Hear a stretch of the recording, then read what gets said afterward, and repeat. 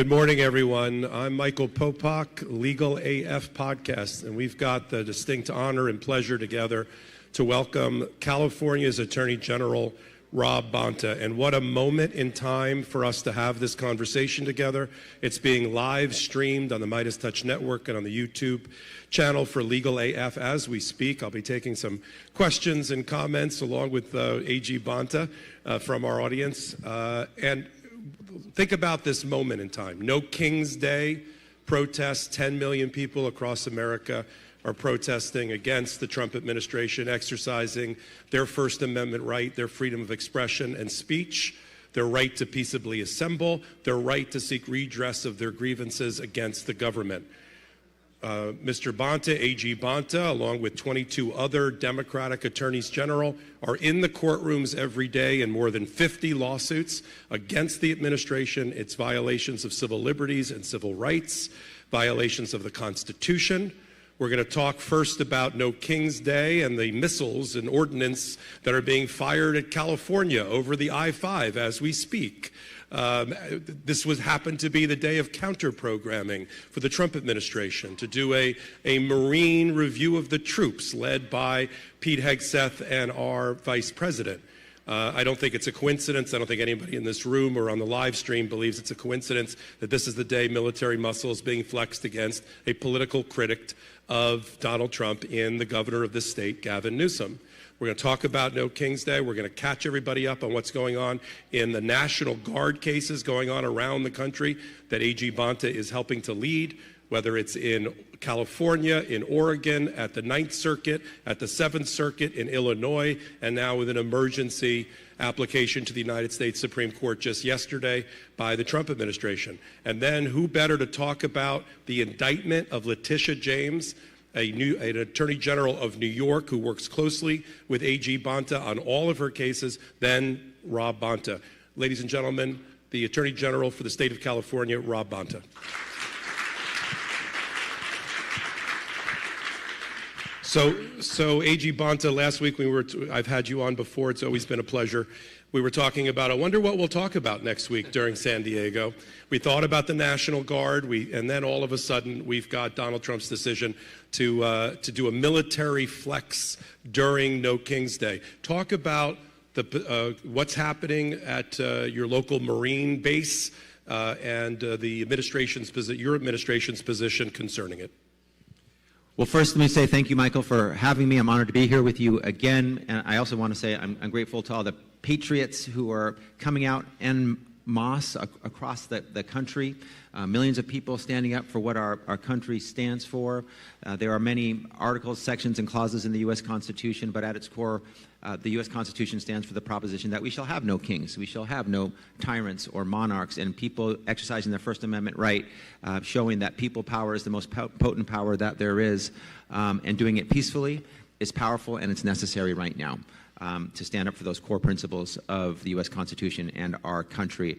The Trump administration's decision to fire live military equipment over I-5, shutting it down, seems to be nothing more than a vanity parade by weak men with big, fragile egos who need to show, I think a show of force is something powerful. It's, as our governor has said multiple times, it's weakness masquerading as strength.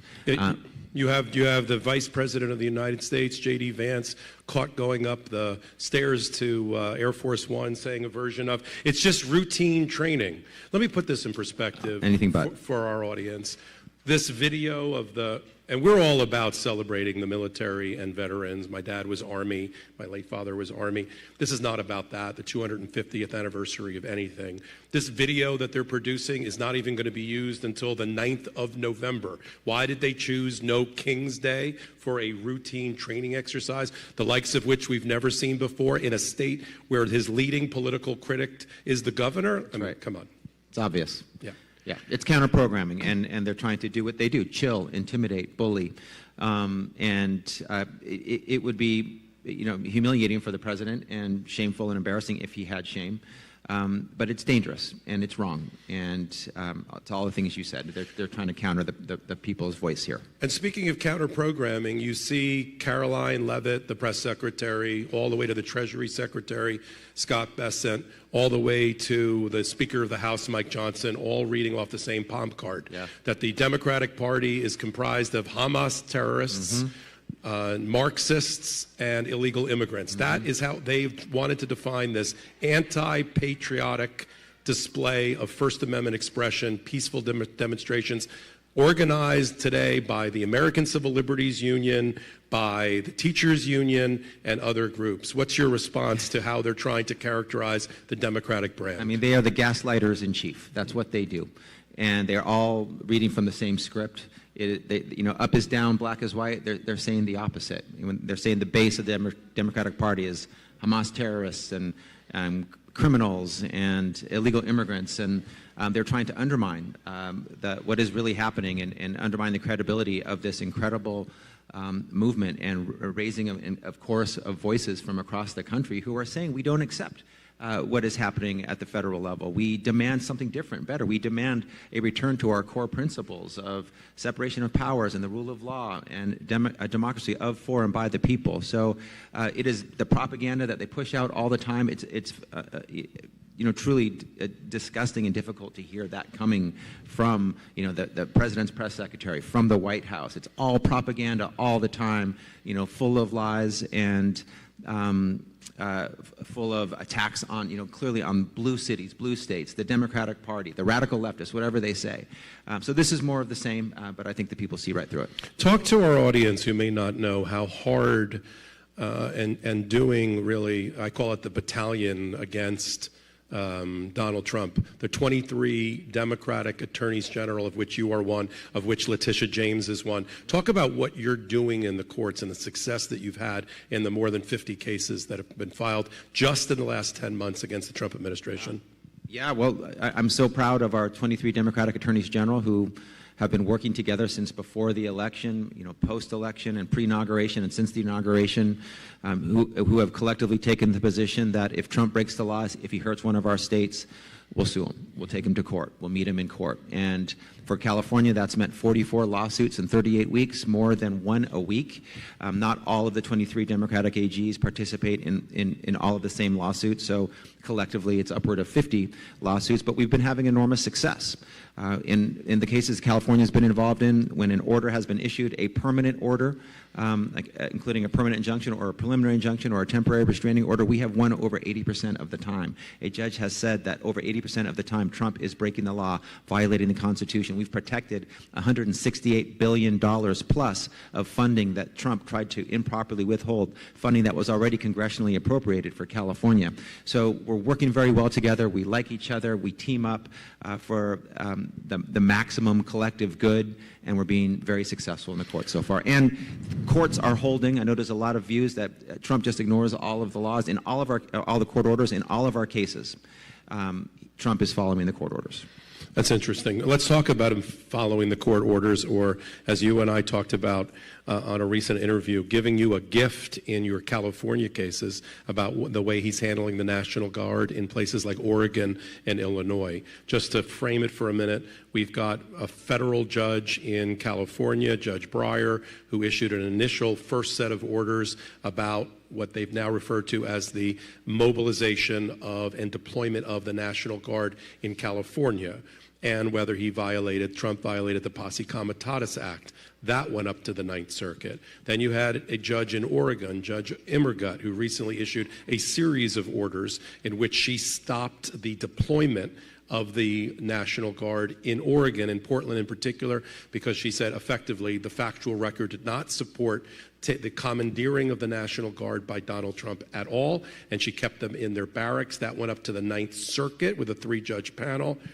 We'll talk about what you think is going to happen with that 3-judge panel in Oregon. I'm not sure that's going to go well for Oregon. In the meantime, a series of judges in in Illinois have issued their orders to also, while allowing what's called the mobilization or the commandeering of the National Guard, not the deployment. That's been supported by the Seventh Circuit Court of Appeals. That is what got appealed last night by the Trump administration in the emergency application. You're involved with all of this use of the National Guard, this federalized military troops for law enforcement purposes on domestic soil against other Americans.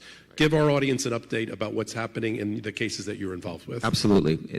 California, Los Angeles in particular, specifically, was the first city where National Guard were deployed. 4,000 National Guard back in June, 700 Marines after that, so the largest deployment of any state as well. And we moved quickly, the governor and I, to take the federal administration to court, arguing that there was no basis for the federalization of California's National Guard, no basis for the deployment and the mobilization. There needs to be a emergency set of facts on the ground to justify the federalization. There needs to be an invasion or a rebellion or the inability to enforce the laws with the regular forces. It's all set forth in Title 10 U.S.C. 12406.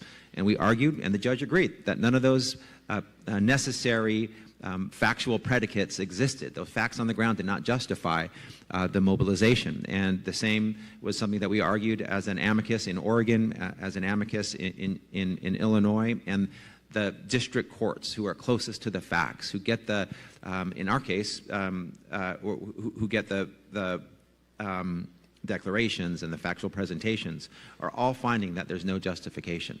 Unfortunately, the Ninth Circuit, through an administrative stay, in our case, and then a stay pending appeal, has seen it differently and provided, in my view, undue deference to the federal administration with respect to what the facts are and what justifies the deployment.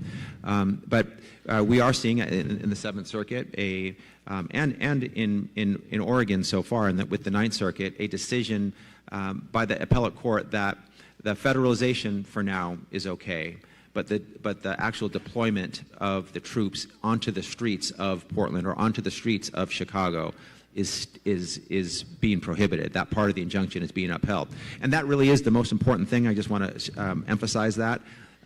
We don't want troops unlawfully on the streets of American cities in violation of the Posse Comitatus Act or without any justification under 10 U.S.C. 12406. And so far that is being maintained in Portland and in Chicago. We'll see what the U.S. Supreme Court says when they get this. We'll see what the Ninth Circuit says with respect to Oregon's National Guard when they issue an order. But the hearing did suggest that there could be an order that is not supportive of Oregon's position and our position. And how is California using Donald Trump's conduct, his administration's conduct, as part of the record to make your argument? In other words, Trump and his DOJ spent a considerable amount of time trying to convince federal judges in California that the in real life on the ground was so terrible that they needed nationalized militia to help them guard federal buildings.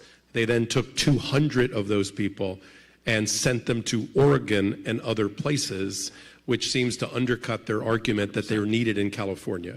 100%. A really important admission by action, in my view. The Trump administration had argued in California's case with regard to the ongoing deployment of 300 National Guard in California that the federal government would suffer irreparable harm, that it was absolutely necessary that they have these troops on the ground in California to protect federal interests, to protect federal buildings and property. And they were so important that when there was an opportunity to send them to another state and away from California and Los Angeles, they sent the vast majority of them. They sent 200 to Oregon, and they sent some to Illinois as well. And we called out that hypocritical action to the court with an additional filing and presentation to the court saying, if these National Guard are so necessary, if the federal government will suffer irreparable harm, then why are they being sent out of state and no longer here in California? And I think it speaks for itself. It's a very compelling argument, and it was a gift in the courts, and we have shined a light on it to the judges to make sure that they consider this action when they make their decision. I'd like to welcome the Legal AF live stream audience. We've got thousands of people, along with the people here in San Diego at Mardi Gras, watching this interview. And they always welcome Attorney General Rob Bonta being here for briefing. What I want to touch on lastly, with the time that we have left, AG Bonta, is what's happening with one of your own who's been indicted by this administration, a major critic of the Trump administration, and somebody who has gone after him successfully, Letitia James in New York. For those that are not from New York, the New York Attorney General has mainly civil, a little bit of criminal power in terms of prosecution, but it's mainly civil. But she is the one that obtained the judgment that now still stands, that the Trump and Trump family were fraudsters, persistent fraudsters in the state of New York in the operation of the Trump organization. There is still a court-ordered monitor over all of the Trump organization activities at this moment in order to prevent future fraud and victims. That's all because of Letitia James. There's a debate now on the appellate level about how much money she's going to be able to obtain related to the fraud, but not conviction, but a judgment that was obtained through Judge Engoron still stands. In addition, she worked closely with the Manhattan District Attorney's Office that obtained not only the 34-count felony conviction against Donald Trump, but also a 19-count felony conviction against two of his companies. They worked closely hand in glove. Now suddenly Letitia James, because she bought a second home for $100,000 in Virginia for some of her family members, is being accused of a 30-year prison sentence mortgage fraud because somebody checked the box that she wasn't going to rent it out. Apparently, according to the fact, she's not renting out the house. Family members are living in Virginia. So where is the fraud? What are we watching with your peers, your colleagues being now prosecuted by this Department of Justice and President? Well, that's the whole issue. There isn't any fraud, as far as we can tell. It appears to be a witch hunt. It's an abuse of power. It's a targeting of a political enemy. Trump has targeted Tish James. By the way, an incredible colleague, an incredible person, someone I'm proud to serve with, who has served her constituents in New York as well as the people of the United States of America very, very well. And this is a chilling moment where political enemies are being persecuted. Trump literally has an enemies list. He put it on social media, and he name-checked James Comey, Tish James, Shifty Schiff, he calls him, Senator Adam Schiff, the great senator from this state. And this is really an erosion of the integrity of the United States Department of Justice. It is a very frightening escalation of the political weaponization of the criminal process to go after enemies. Trump literally has an enemies list. Comey was the first stop, and A.G. James is the next stop, although there's also John Bolton, on his vengeance tour. This is about a president with a personal grudge using the Department of Justice to personally weaponize, to go after his political enemies. And one of the, it's important to know what's happening in the Eastern District of Virginia. There was an attorney general there appointed by Donald Trump, Eric Seibert, who looked at this case involving A.G. James and decided that there was not probable cause to seek an indictment. He was pushed out or fired, and he was replaced by Lindsay Halligan, Trump's private attorney, no criminal experience, never prosecuted a case before. She's an insurance attorney, and she promptly sought an indictment against A.G. James, and she was the only person who signed the indictment, who signed the document. No one else, apparently, the career prosecutors who were overruled and ignored were willing to do so. So that's what's happening here. Trump had a enemies list. He posted on social media, Pam, referring to U.S. Attorney General Pam Bondi, what are we doing? Are we going to prosecute these people? We need to prosecute these people. And then when the actual U.S. attorney... And by the way, naming Lindsay Halligan in the social media post as the person to go after them. As his attack dog, right. His loyalist, the person who would do his bidding. And so he replaced a career prosecutor who would uphold the ethics and the professional duties and obligations of the job, look at the law with blind justice, without fear or favor, and replaced it with a loyalist attack dog who will do his bidding. And so that's where we are.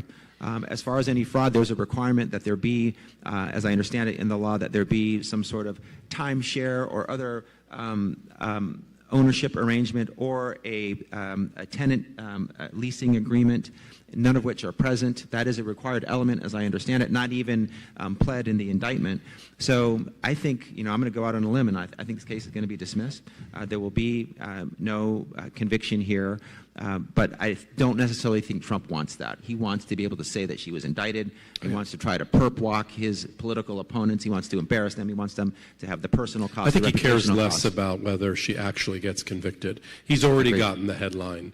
James Comey indicted. Senator Adam Schiff probed for mortgage fraud. Letitia James indicted for mortgage fraud. John Bolton. And it's a lot of what about. It's a lot about, at Mar-a-Lago, I took all the documents and committed espionage and obstruction of justice. But what about John Bolton?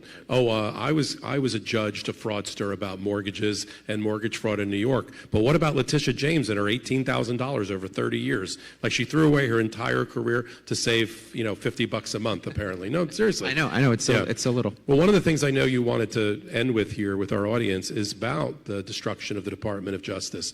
Right now, Donald Trump's taken a wrecking ball to his own Department of Justice. He lines up the people that are supposed to be the leaders, right? Pam Bondi and Todd Blanche. He puts them in the Oval Office this past week. He embarrasses them, although in order to be embarrassed, you have to have shame and humility. So they're just standing there staring at their feet. But he says things like, let's go after Jack Smith. Why isn't Jack Smith being prosecuted? This is a career prosecutor who is an independent special counsel who led 2 investigations of Donald Trump that resulted in grand juries indicting him twice. So what is the crime that Jack Smith committed other than being, in Donald Trump's mind, a political enemy of Donald Trump? And Jack Smith is now, as we've seen, knowing that he's going behind closed doors because they're not going to let the public hear from Jack Smith with Congress. He's coming out now and giving his first round of interviews about the destruction of the Department of Justice, about apolitical career prosecutors that are being fired or leaving or being forced to resign. We just had the Major Crimes Unit prosecutor for the Eastern District of Virginia, Beth Usey, who let it be known that she was not going to recommend the indictment of Letitia James. That leaked out. 72 hours later, Lindsay Halligan got her indicted, and I said, Beth's not going to be around much longer, right. And she got fired last night along with one of her deputies. What does this say when 5,000 members of the Department of Justice have been fired or forced to resign in the last 9 months by this administration? And lastly, just to make the question even harder, we have a civil rights division that does not protect people's civil rights and is being used as a weapon. The first time in history, we have the Department of Justice during the Supreme Court oral argument this week take the position that the Voting Rights Act effectively is unconstitutional.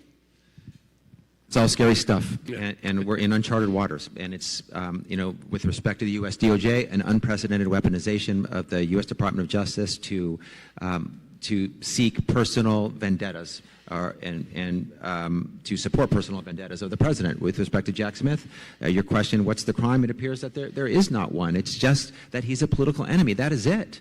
And these aren't criminal prosecutions. They are political persecutions. And so we have to be very clear-eyed about that, and they're not going to stop. They seem to be, the president seems to be emboldened about it. He has the people in place that he wants to execute his weaponization of the U.S. DOJ.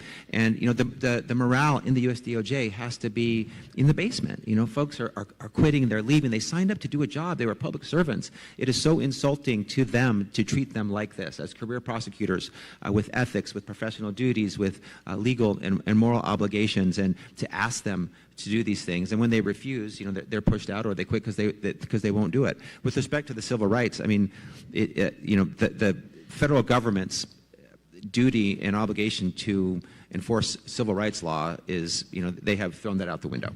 So it's incumbent upon states to step in, fill those gaps, fill that vacuum, fill that space, and do more. But what's happening with the Voting Rights Act and what seems to be in the cards for what the U.S. Supreme Court might rule there, and with respect to people's rights, freedoms, their ability to not be discriminated based on race, ethnicity, the people that they love, how they pray, that we're going backwards, and Trump is leading that regressionary charge, unfortunately. But let's leave on a hopeful note. put the Grim Reaper away for a moment. We've got 10 million people taking to the streets on No King's Day today, including in D.C. They skipped D.C. the last time because there was a military parade at D.C. at the time. We always like to leave our audience here and on the live stream today with a hopeful message, a call to action. What would you say to the audience about between now and the midterms and the 2028 election, about our constitutional republic and what we can do as we the people to help hold Donald Trump accountable and his lawlessness accountable?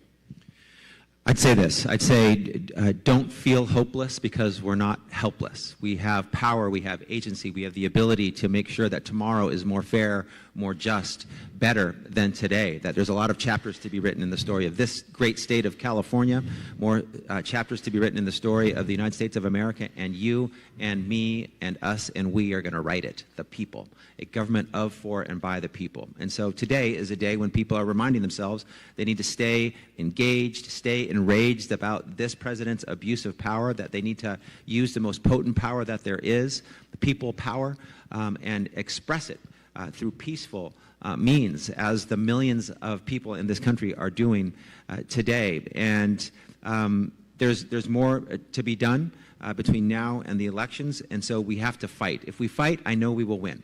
But we have to stay engaged and active. Democracies die in the dark with neglect and with apathy. They thrive with engagement and participation and advocacy. So we have to stay focused and just remember three things are really important. Courts, crowds, and courage. Courts are where AGs and others are going to achieve justice and hold an unlawful president accountable and make sure we block unlawful actions. Crowds is what is happening today when the people power is on full display. We're demanding of our leaders, because we are their bosses, what they must do, and rejecting what we will not accept. And then courage is important. It sounds obvious, but with all of the intimidation and the bullying and the targeting, literally the political persecutions and political prosecutions, some people want to keep their head down and don't want to speak up and don't want to speak out and don't want to rise up. But it's important that we do, that we have the courage to fight for the founding principles of this nation, our democracy, our rule of law, rights and freedoms, separation of powers, checks and balances, and no kings, no tyrants, no monarchs. So keep fighting. I am confident, and I'm optimistic, and I'm very hopeful that if we fight, we will win, but we must fight. California Attorney General Rob Bonta.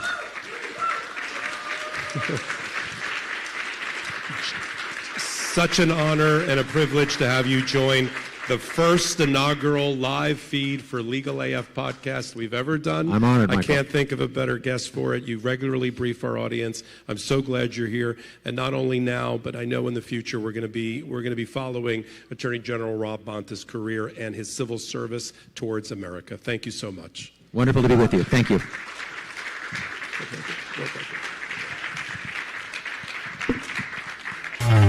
Can't get your fill of Legal AF? Me neither. That's why we formed the Legal AF Substack.